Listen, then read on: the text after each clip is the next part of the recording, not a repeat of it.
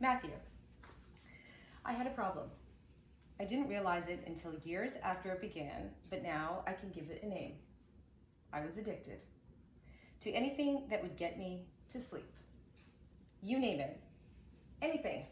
Medicinal, naturopathic, or over the counter.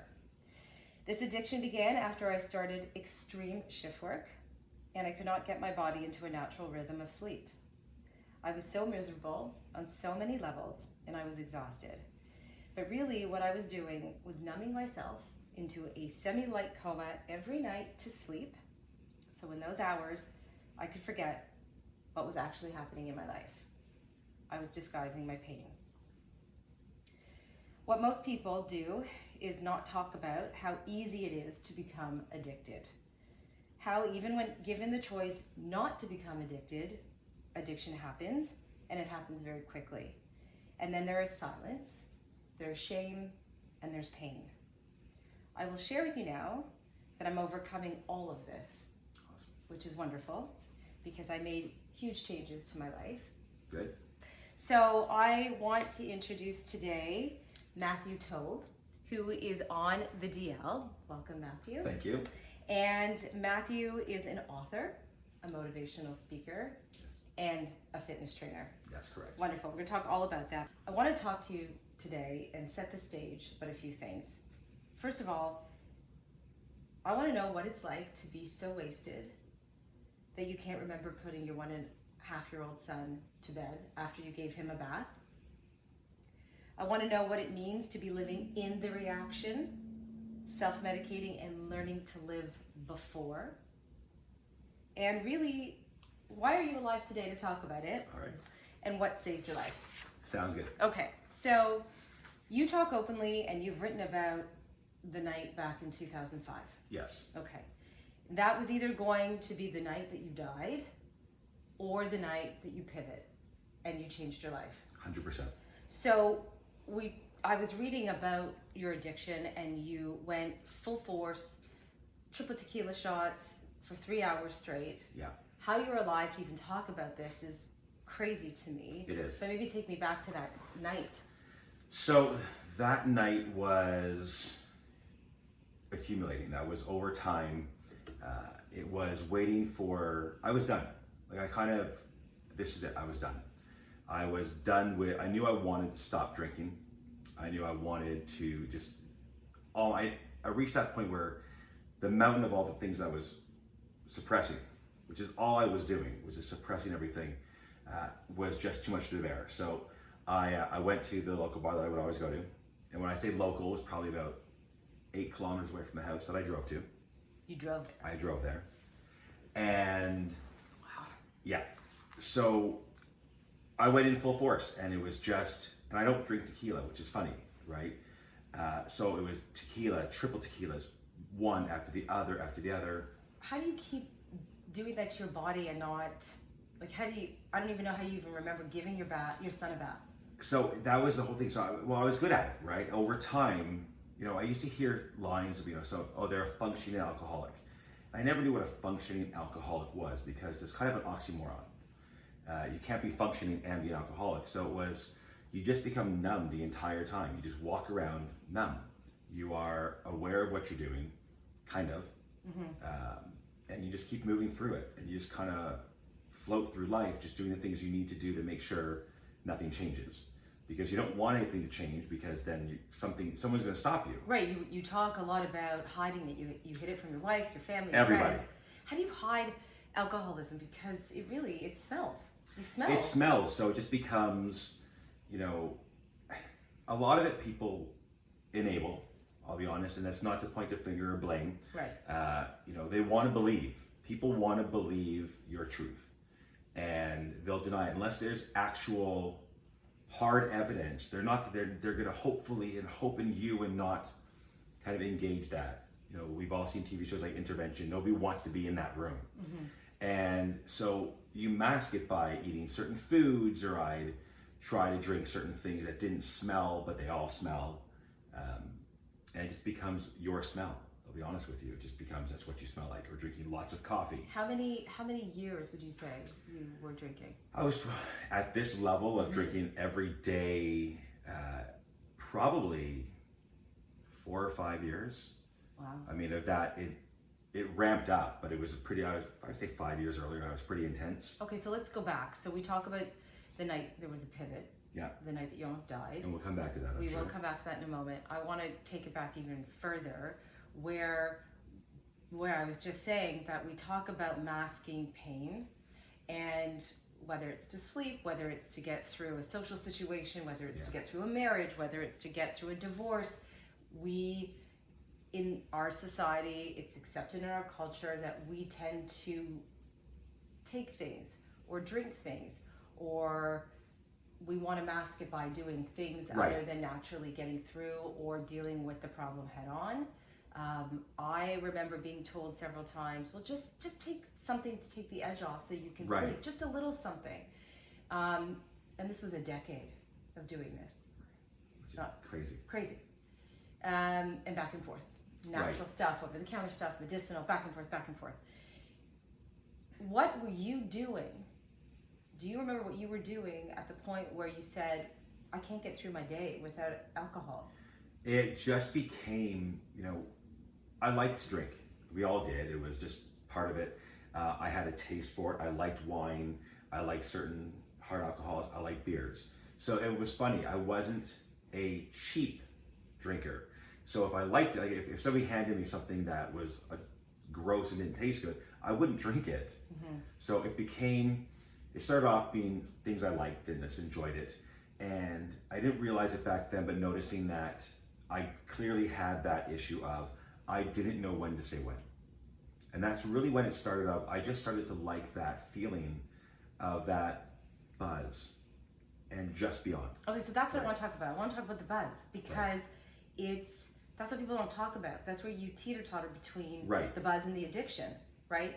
I would say probably 90% of the people I know want that buzz. Right. Every single day. Every single day. But they would never say, I'm addicted. They would never say, I'm addicted. And that's the problem. It's when you want that buzz every day, then it becomes, what are you numbing? Because that buzz is a numbingness. And what are you numbing? What are you self-medicating, which is what it is, right? And that buzz could be anything. That could be alcohol, it could be drugs, it could be internet shopping, it could be food, right? There are some that are socially acceptable, right?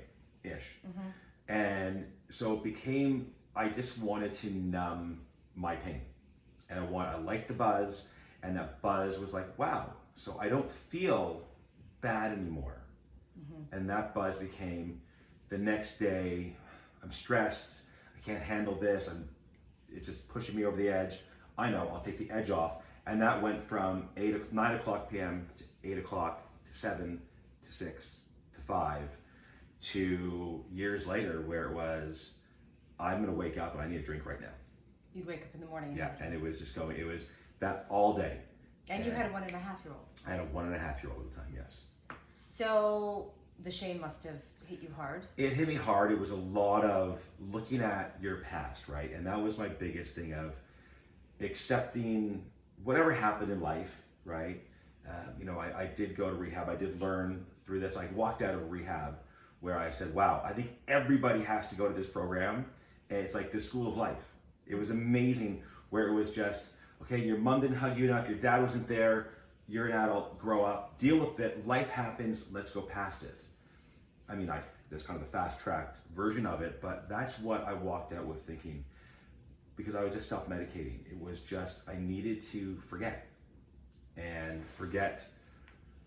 anything, everything. If you have that feeling, people who do start to suppress things and they don't want it back in their life, that's how if it creeps up, if you kind of compartmentalize it, blocked it off, and it creeps up a little bit, you don't know any other way to get rid of it. And that was your way. That was my way. That was the way to push it out. It was still there, but it was a way to push it out of the way. You knew it was there, you just didn't have to think about it as much. So you talk about the second hardest thing was to admit having a problem, but the first hardest thing was to do something about the problem. Yeah. So what was the thing that you did? So there's multiple things, but the biggest thing I did, and it was at night that it pivoted. It was, I'm going all out, and this is my last night of drinking. And you often hear the story of they overdosed. It was the last time they were going to use. Yeah, but you could, that's the thing. Well, this is what freaks me out, is that I was reading this and I was reading about your going all in. You could have died. I could have died or killed people along the way. And you had a baby in a bathtub. Yeah, so he was a year and a half old. And when I went to go leave the bartender looked at me and she went, give me those keys. I was ready to hop in the car and drive home. Yeah, so the outcome would have been very tragic. Very tragic Yeah. for myself, or God knows how many other families and people I would have affected. So she definitely saved a lot of people, including myself, at that moment. But then it was going home and actually having the nanny at the house, who I told her she's done for the day, she can go home. Do you remember doing that? No. I don't remember that at all. I don't even remember giving our son a bath. And you don't remember putting him to bed? I don't remember putting him to bed. So I woke up, I remember being at the bar, I remember a friend of mine driving me home. I remember pretty much fade here and there, but really waking up with my wife staring down at me as I was passed out on the kitchen floor. And there I am, passed out on the kitchen floor, looking up to a pissed off wife, and the anger and everything, every emotion I saw in her eyes, and all my thought process was like, oh my God. And it wasn't that she had caught me on the floor passed out.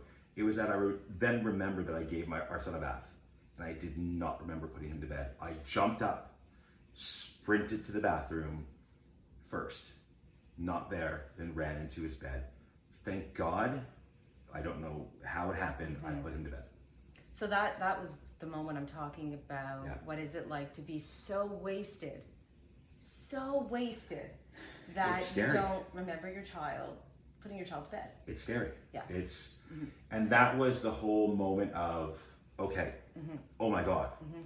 And it was funny, not really funny, but 5 days later, the three of us went on a family vacation together because that's what we had planned.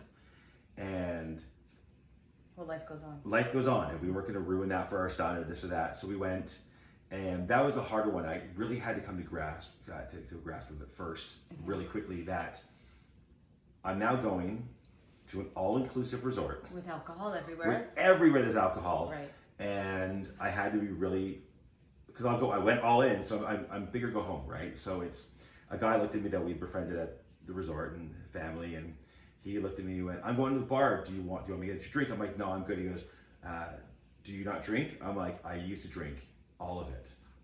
And that's been pretty much my line ever since. I used to drink all of it. I used to drink all of it. Right? I don't drink, I just drank all of it. And he said, are you okay if I drink? And I said, are you okay if I don't? And that was that big switch of, I've got to start doing this now. And it wasn't court ordered, it wasn't medically ordered, there was nothing it was me. And I didn't go to a program for another 3 months. So I had to go to a once a week thing to see if I could get into this program. I went to CAMH, which was an amazing program they did. And again, I still had everything going for me. I still had business that I ran with my wife. We had our own fitness center. I had a son. And I got permission, it was a live-in program. And I got permission to live out. For two reasons. One, I still had to make money and have this business going, but I wanted to make sure that when I came home at the end of the day, that my wife and my son were still going to be there. Right. As very selfish as that is, in that 8 hours that I was at rehab, they could have left anyway. Well, I mean, you touch on a very interesting point, because I believe that most people who are overcoming addiction, along with the shame and all of the pain and all of the work that comes along with it, is all the family members that are there too. And you know that they're affected. You know how affected they've been, and it's that little prayer inside you that they're going to stick around. Yeah, and the day before we went in, I remember my wife looking at me and saying, we may not be here when you get out. And I said, that's the choice we have to make. I'm not doing this for you. I'm doing this for me. And that's what it has to come down to, where I took that moment where it's like, I just didn't remember my son in the bath or taking him out. Like that's crazy. How old is your son now? He's turning 16 in August. That's lovely. So it's amazing. And they know the story. I'm sure. You know, you have 3 sons now. I have 3 sons now. And that was part of it, where it's, you look at it, and I remember people said to me since then, you know, do you think you can drink again? And I said, first of all, I don't need to drink, right? I had it all. Like, there's nothing else I really want. But I know how that movie ends.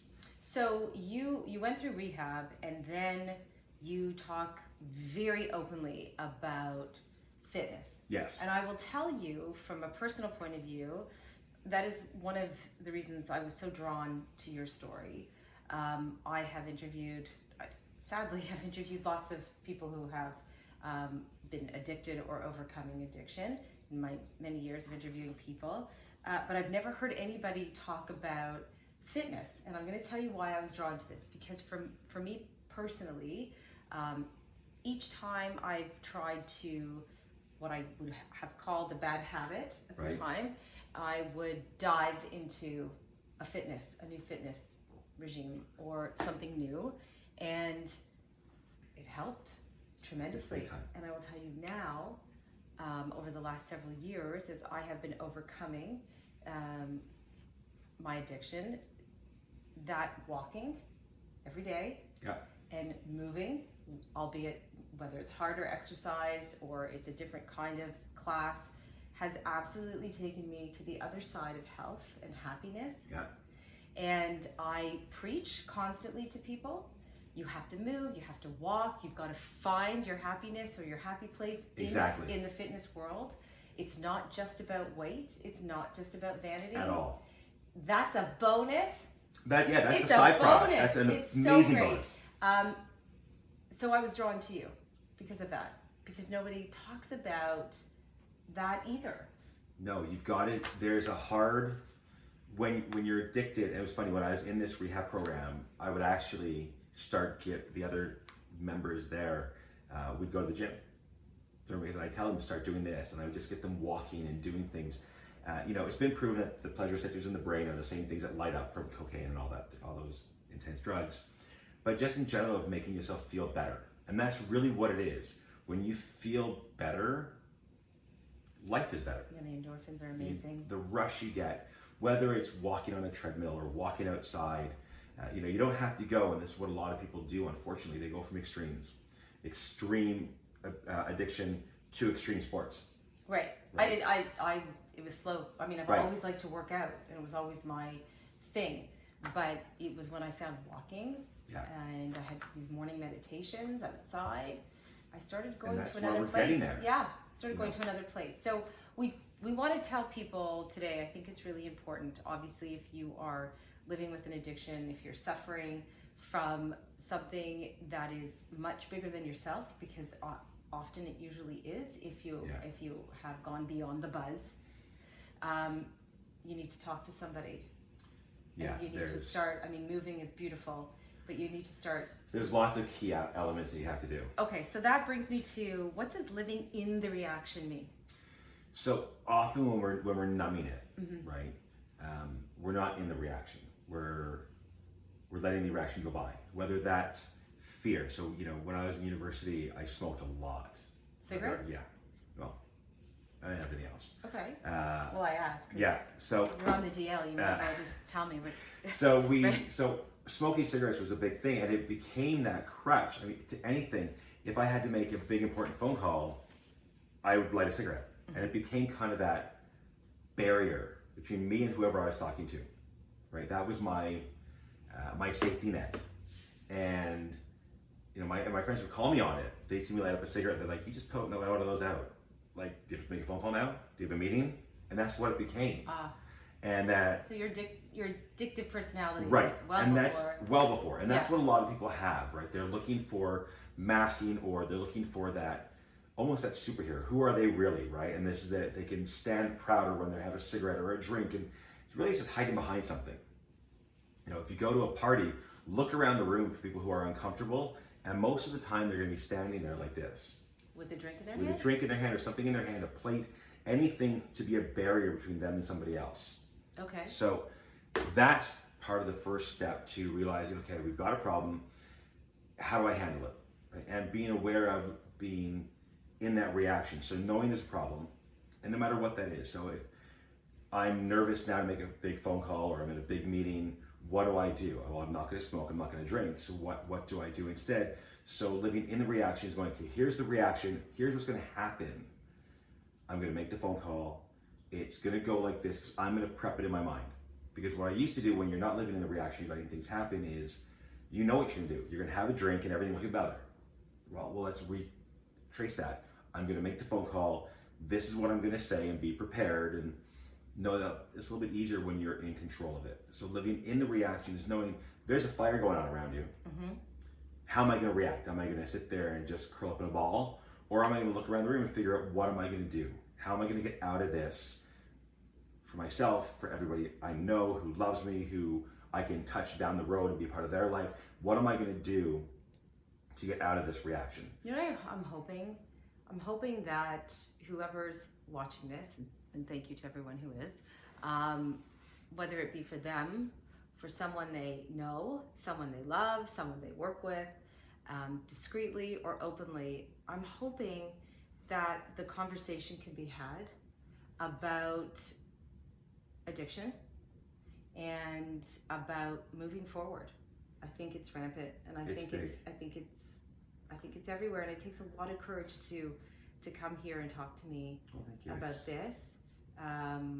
I look forward to hearing you speak. I know you're a motivational speaker. You speak at numerous events, and you have your fitness program, and you also teach. I know there's a lot that you're doing. You've really turned it around for yourself. If I could pay it forward, you know, right. It's making that difference. But it's knowing that if somebody is watching this, you know, somebody who needs the help, it's knowing that there's nothing wrong.